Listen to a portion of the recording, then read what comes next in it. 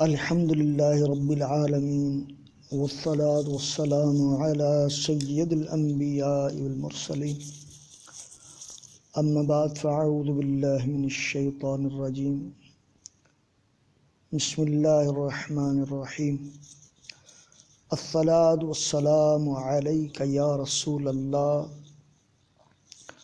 وعلى آلک واصحابک یا حبیب اللہ الصلاة والسلام علیک یا نبی اللہ وعلى آلک واصحابک یا نور اللہ۔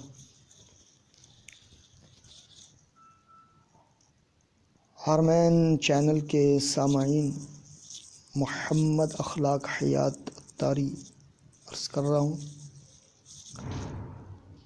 الحمدللہ جناب آقا صلی اللہ علیہ وسلم کی ذات پاک پر درود و سلام پڑھنے کے بے شمار فضائل و برکات ہیں۔ آئیے ہم بھی سنتے ہیں۔ جناب آقا صلی اللہ تعالی علیہ وسلم کا فرمان عالی شان ہے، جس نے میری ذات پر ایک بار درود پاک پڑھا، اللہ تبارک و تعالی اس کے 10 درجات بلند فرماتا ہے، 10 نیکیاں ملتی ہیں اور 10 گناہ اس کے معاف کر دیے جاتے ہیں۔ اللہ پاک سے دعا ہے کہ اللہ پاک ہمیں جناب آقا صلی اللہ علیہ وسلم پر کثرت سے درود و سلام پڑھتے رہنے کی سعادت عطا فرمائے۔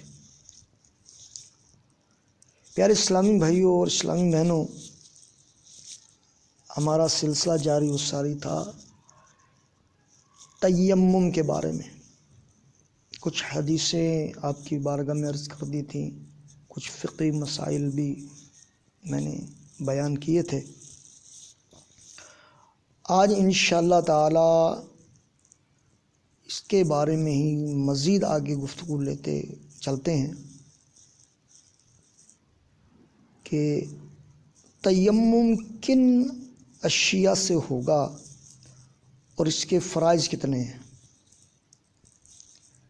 پہلی بات تو یہ کہ تیمم جن سے زمین سے ہوگا، یعنی کہ وہ جنس جو زمین میں سے ہو، جیسے ریت ہو گئی، مٹی ہو گئی، اور انہی سے بنی ہوئی چیزیں جو کہ مٹی سے بنی ہوئی ہوں اور پالش شدہ یا لیمینیٹ شدہ نہ ہو۔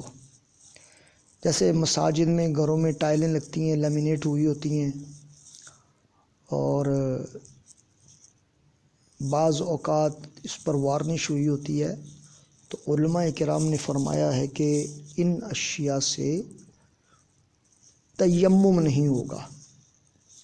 بغیر لیمینیٹ کی ہوئی، بغیر پینٹ کی ہوئی یا وارنش کی ہوئی جو اشیاء ہیں، لیکن جن سے زمین سے نکالی گئی ہیں، جیسے پہاڑوں کا پتھر ہو گیا، ماربل ہو گیا، پکی اینٹ ہو گئی، ریت ہو گئی، مٹی ہو گئی، اس طرح کی چیزوں سے تیمم ہوتا ہے۔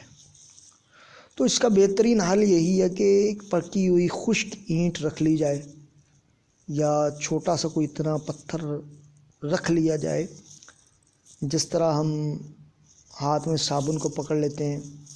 گول پتھر بھی بعض باہر سے مل جاتے ہیں، پختہ اینٹیں بھی مل جاتی ہیں۔ گھروں میں جو فرش اویزاں ہوتے ہیں، پاک و صاف دیواریں سیمنٹ والی، یعنی پینٹ نہ ہوا ہو، تو ان چیزوں سے تیمم ہوتا ہے۔ اب تیمم میں یاد رکھیے پیارے اسلامی بھائیوں، توجہ سے سننے والی بات ہے کہ تیمم کی ہمیں جیسے کہ فقہی مسائل بیان کی، ضروری نہیں کہ سفر میں جائیں تو تب ہی تیمم ہوتا ہے۔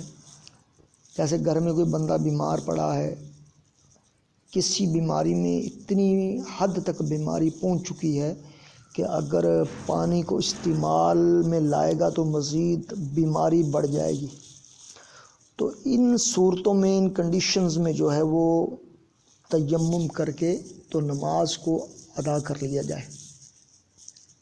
کہ جیسے پچھلے بیان میں قرآن کے دلائل میں نے دیے تھے، احادیث نبوی صلی اللہ علیہ وسلم کے دلائل دیے تھے، آج فقط میں اس بیان میں آپ کو تیمم کے فرض اور جن چیزوں سے میں نے بتایا تیمم ہوتا ہے اس کے بارے میں ذکر کروں گا۔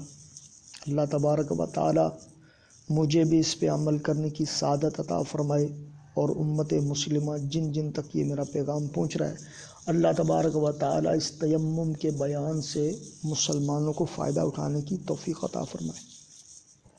تو پیارے اسلامی بھائی یاد رکھیں، تیمم میں 3 فرائض ہوتے ہیں۔ تیمم میں 3 فرض ہوتے ہیں۔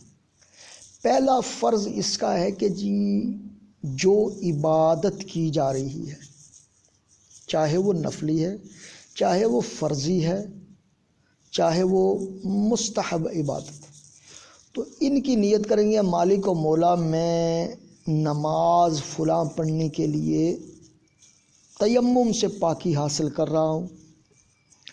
قرآن پاک کو چھوئیں گے تو اس کی نیت ہوگی کہ مالک و مولا میں قرآن پاک کے لیے تلاوت کرنے کے لیے تیمم کر رہا ہوں۔ یعنی جن جن چیزوں کے لیے وضو فرض ہے، انہی چیزوں کے لیے تیمم بھی فرض ہے۔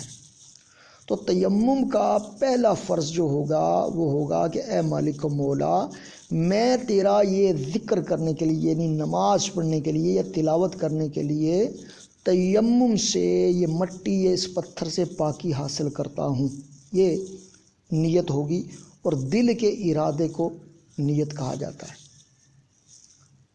پہلا فرض یہ۔ دوسرا فرض یہ ہے، بڑے توجہ سے سماعت فرمائیں، اینٹ یا پتھر کو ہاتھ میں لے کے اس کو ہاتھ سے ملیں گے، ہاتھ میں مل کر پتھر کو رکھ کے تو سب سے پہلے پورا چہرہ ملیں گے۔ چہرہ یعنی ہاتھ پتھر کو مل لیا، اب اسی ہاتھ کو، ہتھیلیوں کو چہرے پہ مل دیں گے، اس طرح کہ سر کا ماتھا جو ہے، ماتھے سے لے کر تھوڑی تک، اور ایک کان کی لو سے لے کر دوسرے کان کی لو تک صرف ایک بار جو ہے چہرے کو ملنا ہے، ایک دفعہ یا 3 دفعہ چہرے کو مل لیں۔ تیسرا فرض اس کا یہ ہے، پہلا تو نیت تھا، دوسرا چہرے کو ملنا، چہرے کو ملنا، اس کے بعد پھر اسی طرح پتھر پہ ہاتھ مل کے تو الٹے ہاتھ سے سیدھے ہاتھ کو ملیں گے کہ انگلیاں وغیرہ، کلائی وغیرہ اس کی اوپر بازو تک جو ہے پورا ہاتھ ملیں گے اس طرح۔ اسی طرح پھر پتھر سے مل کے تو ہاتھوں کو الٹا ہاتھ جو ہے نا وہ کونیوں تک ملیں گے، اور انگلیوں کا خلال بھی ساتھ کر لیں گے۔ یہ تیمم کے 3 فرض ہیں۔ پھر دوبارہ سماعت فرما لیجیے گا۔ پہلا فرض کہ نیت ہے کہ میں جو کام کرنے لگا ہوں، چاہے اس کا تعلق نماز پڑھنے سے ہو یا تلاوت کرنے سے ہو، قرآن کے چھونے سے ہو، جن جن چیزوں کے لیے وضو ضروری، اس کے لیے تیمم ضروری۔ پہلی نیت۔ دوسرا چہرے کا مسح کرنا، یعنی چہرے کو ملنا، پتھر کے ساتھ ہاتھ مل کر چہرے کو ملنا، اس کے بعد دونوں ہاتھ کلائیوں کوہنیوں تک ملیں گے۔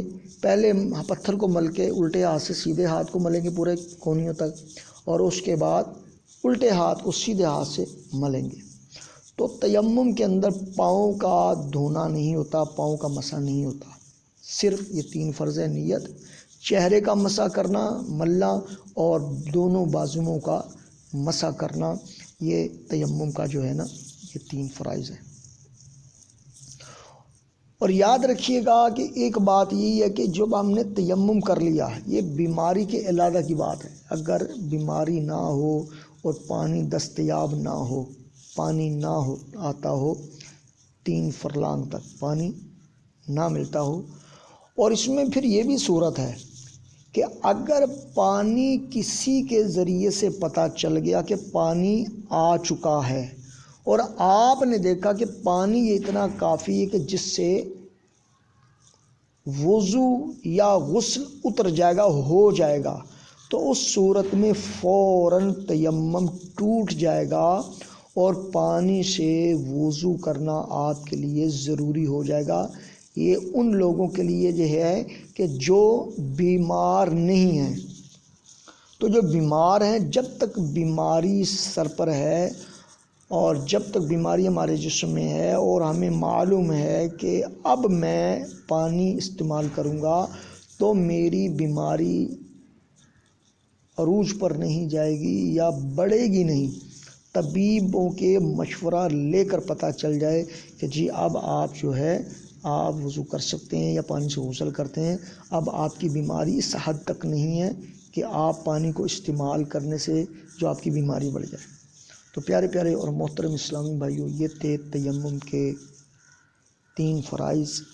مزید اگر آپ تیمم کے فقہی مسائل جاننا چاہتے ہوں تو امجد علی اعظمی رحمۃ اللہ تعالی علیہ کی لکھی ہوئی کتاب بہار شریعت جو ہے پہلی جلد میں جو ہے وہ آپ کو یہ تیمم کے نماز کے باب میں، وضو کے باب میں آپ کو یہ مل جائیں گے۔ آپ کسی عالم دین سے رابطہ کر کے تو مزید اس کے فقہی مسائل جاننا چاہیں تو جان سکتے ہیں۔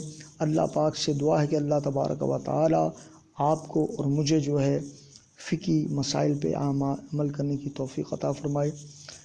آمین بجاہ النبی الامین صلی اللہ علیہ وسلم۔